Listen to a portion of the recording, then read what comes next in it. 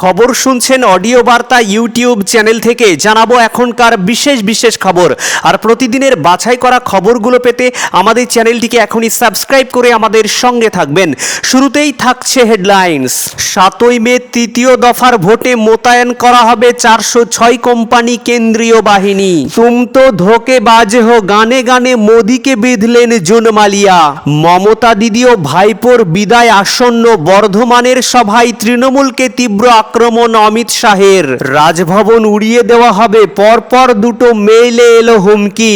কলকাতার তাপমাত্রা পৌঁছালো 43 ডিগ্রিতে, ভাঙলো 44 বছরের রেকর্ড। নিয়োগ দুর্নীতি মামলায় পার্থ চট্টোপাধ্যায়কে নিয়ে বিরাট নির্দেশ হাইকোর্টের, তোলপাড় রাজ্য। নির্বাচনী প্রচারে প্যারোডির গুতো, জুনের পর এবার অগ্নিমিত্রা। মমতাকে হীরক রানী আখ্যা দিয়ে গাইলেন কোন গান? আসছি বিস্তারিত খবরে।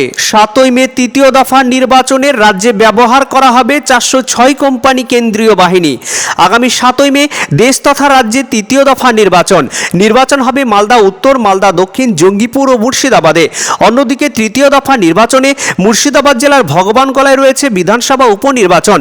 তাই সোমবার মুর্শিদাবাদের আইন শৃঙ্খলা পরিস্থিতি নিয়ে বৈঠক করে নির্বাচন কমিশন। তৃতীয় দফা নির্বাচনে রাজ্যে ব্যবহার করা হবে 406 কোম্পানি কেন্দ্রীয় বাহিনী। 406 কোম্পানির মধ্যে প্রথম 2 দফা নির্বাচনে রাজ্যে রয়েছে 382 কোম্পানি। বাকি 24 কোম্পানি কেন্দ্রীয় বাহিনী আনা হবে তৃতীয় দফা নির্বাচনে। চতুর্থ নির্বাচনে 4টি কেন্দ্রে কম বেশি বাহিনী মোতায়েন করা হয়েছে।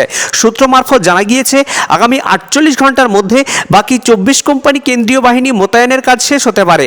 তবে নির্বাচন হওয়ার আগেই বারে উত্তপ্ত হয়েছে মুর্শিদাবাদ। তাই স্বাভাবিকভাবেই মুর্শিদাবাদ চিন্তায় ফেলেছে কমিশনকে, যাতে এই অঞ্চলে নতুন করে আর অশান্তি না হয়। তাই এলাকায় যাদের বিরুদ্ধে জামিন অযোগ্য মামলা রয়েছে তাদের বিরুদ্ধে দ্রুত পদক্ষেপ করার নির্দেশ দিয়েছে কমিশন।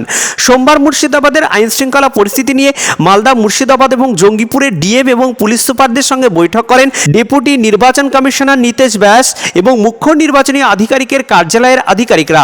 এই বৈঠকে ছিলেন বিশেষ পুলিশ অবজারভার অনিল কুমার শর্মা এবং বিশেষ সাধারণ অবজারভার অলোক সিনহা, ছিলেন স্টেট পুলিশ নোডাল অফিসার আনন্দ কুমারও। পাশাপাশি যেসব জায়গায় ইতিমধ্যে নির্বাচন হয়েছে সেখানে ভোট পরবর্তী সন্ত্রাসের বিরুদ্ধে মুখ্য নির্বাচনী আধিকারিক কি পদক্ষেপ করেছে তাও জানতে চাওয়া হয়েছে বৈঠকে। এরিয়া ডোমিনেশন ও কনফিডেন্স বিল্ডিং মেজর্স হচ্ছে কিনা সে বিষয়েও আলোচনা করা হয়।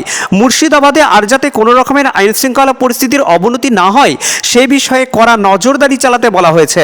এছাড়া চতুর্থ দফার প্রস্তুতি নিয়ে বৈঠক হয়। চতুর্থ দফায় নির্বাচনের প্রস্তুতি, আইন শৃঙ্খলা পরিস্থিতি, কেন্দ্রীয় বাহিনী মোতায়েন সহ ওয়েবকাস্টিং, কিউআরটি ও আরও একাধিক বিষয় নিয়ে আলোচনা হয়। আসছি পরবর্তী খবরে। তুম তো ধোকেবাজি হো, গানে গানে মোদিকে বিঁধলেন জুন মালিয়া। একদিকে বৈশাখের দহন, অন্যদিকে ভোটের উত্তাপ, তারই মাঝে চলছে জোর কদমে প্রচার। অভিনবত্ব এনে নজর কাটছেন প্রার্থীরা। এবার জনসভা থেকে অভিনব পন্থায় প্রচার করলেন মেদিনীপুরে তৃণমূল কংগ্রেসের প্রার্থী জুন মালিয়া। তার নিশানায় ছিলেন প্রধানমন্ত্রী নরেন্দ্র মোদী। গানে গানে মোদিকে বিঁধলেন জুন, একটি জনপ্রিয় হিন্দি গানের প্যারোডি গাইলেন। প্রধানমন্ত্রীকে কটাক্ষ করেই তিনি সেই গান ধরলেন, গাইলেন তুম তো ধোকেবাজি হো। পশ্চিম মেদিনীপুর জেলার খড়গপুর শহরের আইমা এলাকাতে প্রচারে বেরিয়ে তৃণমূল প্রার্থী জুন মালিয়া বলিউড সিনেমার গানের প্যারোডি করে তুম তো ধোকেবাজি হো ওয়াদা করকে ভুল যাতে হ্যাঁ গেয়ে ওঠেন। এই গান গেয়ে একেবারে মোদী সরকারকে নিশানা করেন। জুন মালিয়া বলেন, মোদী সরকার কথা দিয়ে তা রাখে না। আগামী 25শে মে 6ষ্ঠ দফার ভোট হবে মেদিনীপুর কেন্দ্রে। তৃণমূল এবার এই আসনে প্রার্থী করেছে স্থানীয় বিধায়ক তথা অভিনেত্রী জুন মালিয়াকে। প্রার্থী হওয়ার পর থেকে গোটা মেদিনীপুর চষে ফেলছে জুন।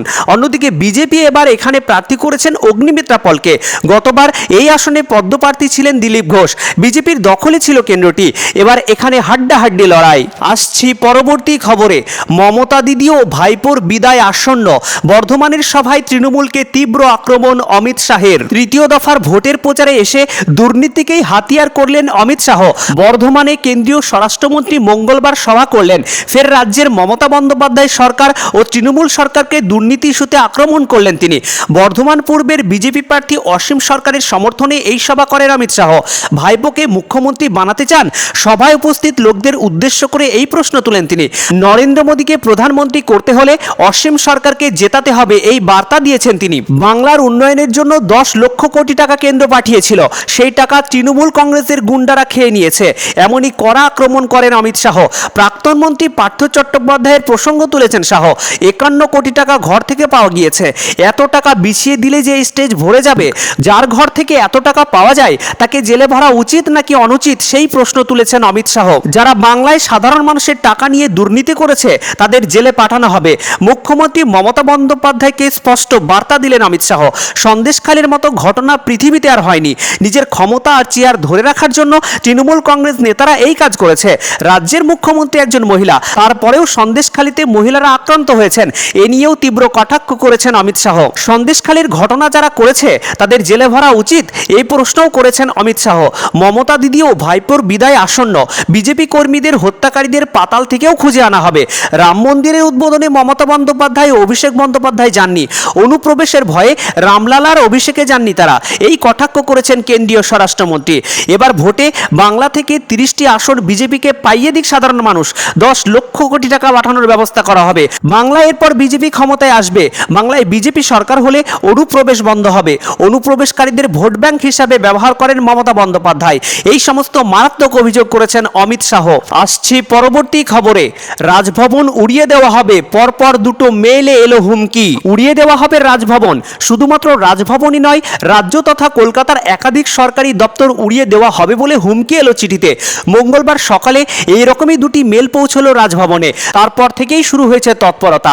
এখনো পর্যন্ত অভিযোগ দায়ের হয়নি বলে জানিয়েছে পুলিশ। শুধুমাত্র কলকাতা নয়, দিল্লি বিহারের মতো একাধিক রাজ্যে এই ধরনের মেল পাঠিয়েছে কেউ বা কারা।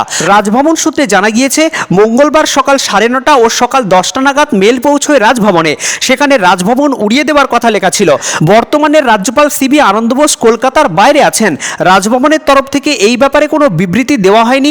জানা গিয়েছে জাদুঘর উড়িয়ে দেওয়ার জন্য এমনই একটি মেল এসেছে এদিনই। দমদম বিমানবন্দরে গত সপ্তাহে এইরকমই একটি মেল পাঠানো হয়েছিল, পরপর দুবার সেই মেল আসে।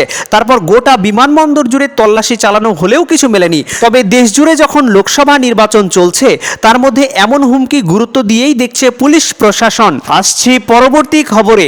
কলকাতার তাপমাত্রা পৌঁছালো 43 ডিগ্রিতে, ভাঙলো 44 বছরের রেকর্ড। মঙ্গলবার কলকাতার সর্বোচ্চ তাপমাত্রা ছিল 43 ডিগ্রি সেলসিয়াসে, যা ভেঙে দিল গত 44 বছরের রেকর্ড। সোমবার কলকাতার সর্বোচ্চ তাপমাত্রা ছিল 41.7 ডিগ্রি সেলসিয়াস। 1980 সালের পর থেকে এপ্রিলে এটাই ছিল কলকাতার সর্বোচ্চ তাপমাত্রা। আবহাওয়া দপ্তরের রেকর্ড বলছে 1954 সালের এপ্রিলে কলকাতার সর্বোচ্চ তাপমাত্রা ছুঁয়েছিল 43.3 ডিগ্রি সেলসিয়াস। এটাই এখনো পর্যন্ত কলকাতার সর্বোচ্চ তাপমাত্রা। আবহাওয়া দপ্তর ইতিমধ্যে এদিন জানিয়েছে হিমালয় সংলগ্ন পশ্চিমবঙ্গের জেলাগুলির তাপমাত্রা আগামী 48 ঘন্টার মধ্যে কোনো পরিবর্তন না হলেও পরের 3 দিনে 2 থেকে 3 ডিগ্রি সেলসিয়াস তাপমাত্রা হ্রাস পেতে পারে। অন্যদিকে গাঙ্গেয় পশ্চিমবঙ্গের জন্য বলা হয়েছে আগামী 4 থেকে 5 দিন তাপমাত্রা তেমন কোনো পরিবর্তন হবে না। আবহাওয়া দপ্তর আরও জানিয়েছে বৃহস্পতিবার থেকে উত্তরবঙ্গে বৃষ্টিপাত শুরু হবে। শনিবার থেকে সবকটি জেলায় হালকা থেকে মাঝারি বৃষ্টিপাত হতে পারে, কিন্তু দক্ষিণবঙ্গের ক্ষেত্রে রবিবার 6টি জেলায় বৃষ্টিপাতের পূর্বাভাস দেওয়া হয়েছে। তার মধ্যে কলকাতার সন্নিহিত উত্তর দক্ষিণ 24 পরগনা এবং পূর্ব মেদিনীপুর থাকলেও আপাতত কলকাতার নাম নেই। তবে সোমবার নাগাদ কলকাতা সহ দক্ষিণবঙ্গে হালকা থেকে মাঝারি বৃষ্টিপাতের পূর্বাভাস দেওয়া হয়েছে। বঙ্গোপসাগর থেকে জলীয় বাষ্পপূর্ণ বাতাস শনিবার থেকে দক্ষিণবঙ্গের জেলাগুলিতে ঢুকতে শুরু করবে, যে কারণে পরিস্থিতি বদলাতে চলেছে রবিবার থেকে। আবহাওয়া দপ্তর মঙ্গলবার জানিয়েছে মঙ্গলবার থেকে বৃহস্পতিবার দক্ষিণবঙ্গের জেলাগুলিতে তীব্র তাপপ্রবাহ চলবে, যার মধ্যে পুরুলিয়া, ঝাড়গ্রাম, পশ্চিম মেদিনীপুর, বাঁকুড়া, পূর্ব বর্ধমান, পশ্চিম বর্ধমান, বীরভূম ও মুর্শিদাবাদের কোনো কোনো জায়গায় তীব্র তাপপ্রবাহের আশঙ্কায় লাল সতর্কতা জারি করা হয়েছে। অন্য জেলাগুলিতে রয়েছে তাপপ্রবাহের কমলা সতর্কতা। শুক্রবার নাগাদ কলকাতার তাপপ্রবাহ কমতে পারে, যে কারণে সেই দিন থেকে কলকাতার জন্য রয়েছে হলুদ সতর্কতা। আসছি পরবর্তী খবরে। নিয়োগ দুর্নীতি মামলায় পার্থ চট্টোপাধ্যায়কে নিয়ে বিরাট নির্দেশ দিল হাইকোর্ট, তোলপাড় রাজ্য। ফের একবার খারিজ রাজ্যের প্রাক্তন শিক্ষামন্ত্রী পার্থ চট্টোপাধ্যায়ের জামিনের আবেদন। ইডির গ্রেপ্তারের বিরোধিতা করে কলকাতা হাইকোর্টে জামিনের আবেদন করেছিলেন নিয়োগ দুর্নীতি মামলার পার্থ চট্টোপাধ্যায়। পাল্টা জামিনের বিরোধিতা করে এনফোর্সমেন্ট ডিরেক্টরেট। গত মঙ্গলবার এই মামলার শুনানি শেষে রায়দান স্থগিত রেখেছিল বিচারপতি তীর্থঙ্কর ঘোষ।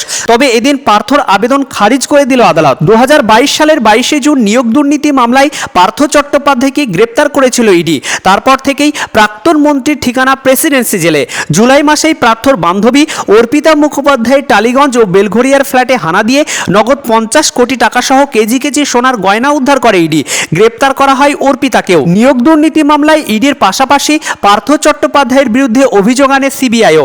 ইতিমধ্যে ইতিমধ্যে 2 এজেন্সির করা মামলার বিরুদ্ধে একাধিকবার জামিনের আবেদন করে পার্থ, তবে কোনো ক্ষেত্রেই সুরাহা হয়নি। এদিন ফের একবার উচ্চ আদালতে খারিজ হয়ে গেল পার্থ চট্টোপাধ্যায়ের আর্জি। এর আগে গত মঙ্গলবার এই মামলার শুনানিতে পার্থকে হেফাজতে রাখার প্রয়োজনীয়তা নিয়ে প্রশ্ন তুলেছিল বিচারপতি। ইডির উদ্দেশ্যে বিচারপতি ঘোষ প্রশ্ন করে বলেছিলেন, নিয়োগ দুর্নীতির তদন্ত এখন আর প্রাথমিক পর্যায়ে নেই, পার্থকে হেফাজতে রেখে জিজ্ঞাসাবাদের প্রয়োজন রয়েছে কি। আসছি পরবর্তী খবরে। নির্বাচনী প্রচারে প্যারোডির গুতো, জুনের পর এবার অগ্নিমিত্রা। মমতাকে হীরক রানী আখ্যা দিয়ে গাইলেন কোন গান? গানের উত্তর গানেই। এদিন প্রচারে বেরিয়ে একটি সভা থেকে মেদিনীপুরের তৃণমূল কংগ্রেস প্রার্থী জুন মালিয়া প্রধানমন্ত্রীকে নিশানা বানান, তাকে কটাক্ষ করে গেয়ে ফেলেন একটি গান। এবার তার পাল্টা জবাব দিলেন অগ্নিমিত্রা পাল। এদিন একটি ভিডিও বানিয়ে জুনকে পাল্টা জবাব দেন অগ্নিমিত্রা। সেখানে তিনি মমতা বন্দ্যোপাধ্যায়কে আবার হীরক রানী বলে আখ্যা দেন। বলেন, নমস্কার, আজকে মেদিনীপুর লোকসভা তৃণমূলের প্রার্থী ভারতের প্রধানমন্ত্রী নরেন্দ্র মোদীকে একটি গান শুনিয়েছেন। তার উত্তরে আমাদের পশ্চিমবঙ্গের মুখ্যমন্ত্রী স্বৈরাচারী অত্যাচারী মুখ্যমন্ত্রীর উদ্দেশ্যে একটি গান শোনাতে চাই। এরপর তিনি নচিকেতার বিখ্যাত গান নীলাঞ্জনার প্যারোডি গিয়ে বলেন, হাওয়াই চটি সাদা শাড়ি দেওয়ালেতে নীল সাদা রং, সেই সাজেতে গেয়েই করেছে কত শততার ঢং, অনুদান গেয়েই লুট টাকা ভাইপোর ঘরে, পেয়াদারা কবে করে জমি বাড়ি সব হজম, গ্রামে গঞ্জে রোজ রোজ বারুদের ধোয়া, বোমা ফেটে শিশুদের প্রাণ চলে যাওয়া, হীরক রানী অধীন রাজ্যে ফেরে না সুদিন, অবসাদে ডোবে বাংলা দীর্ঘদিন। সোমবার 29শে এপ্রিল খড়গপুরের 32 নম্বর ওয়ার্ডে একটি ঘরোয়া সভায় যোগ দেন জুন মালিয়া। সেখানে উপস্থিত সকলের উদ্দেশ্যে বলেন, প্রধানমন্ত্রী এরপর ভোট চাইতে এলে তাকে যেন তারা সকলে এই গানটি শুনিয়ে দেন। মোদি তুম তো ধোকে বাজে হো, ওয়াদা করকে ভুলে যাতে হ্যায়, রোজ রোজ মোদিজি তুম ঝুট বলে গে, জনতা রুট জায়গে তো হাত মলে গে। এদিন তারই পাল্টা দেন অগ্নিমিত্রা পল।